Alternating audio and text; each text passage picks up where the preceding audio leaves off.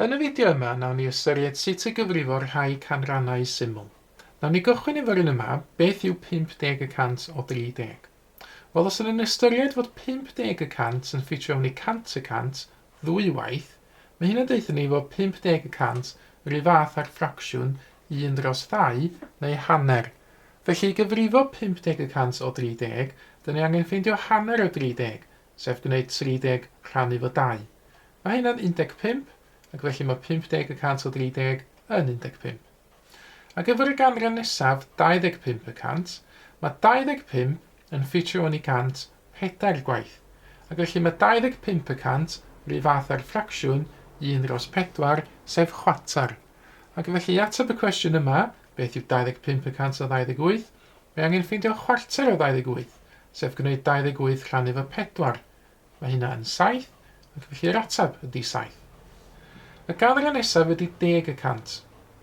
Gafod 10% yn ffitio mewn i 100% 10 gwaith, mae'r ganran yma rhy fath â'r ffracsiwn 1/10. Ac felly fan hyn, dyn ni angen gwneud yr 80 pint rhannu fo 10 mwyn ffeindio y ganran 10%. Mae 80 pint rhannu fo 10 yn 8 pint, ac felly mae 10% o 80 pint yn 8 pint. Nesaf, ac efo'r 20%, mae 20 yn ffitio mewn i 100 5 gwaith, ac felly mae 20% rhy fath â'r ffracsiwn 1/5. I weithio allan yr ateb felly, dyn ni angen cychwyn efo'r $35 i fan hyn a rhannu efo 5. 35 rhannu efo 5 yn 7, felly mae 20% o $35 yn $7. Nesaf, ac efo'r 75%, gawn ni ystyried be wnaethon ni gynt fan hyn, mae 25% rhy fath â'r ffracsiwn 1/4, ac felly gan fod 75% 3 gwaith yn fwy, dyn ni angen ffracsiwn sydd hefyd 3 gwaith yn fwy. Wel, y ffracsiwn yna ydy 3/4. Ac felly fan hyn, i weithio allan 75% o 32, os awn ni ffeindio 1/4 yn gyntaf, trwy wneud 32 rhannu efo 4, mi gawn ni 8. Ac yna, os awn ni liosi'r 1/4 yma fan hyn, efo 3, mi gawn ni 3/4 sy'n troi allan i fod yn 24. Mae'r un techneg yn gweithio yn y cwestiwn olaf. I ffeindio 30%, be dwi am wneud ydy ffeindio 10%, fel nes i fan hyn gynt, rhannu fo 10. Mae 12 pint, rhannu fo 10, yn 1 pint 20.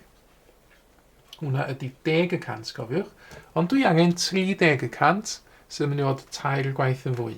So 1 pint 20, lliosi fo 3, ydy'r cam nesaf.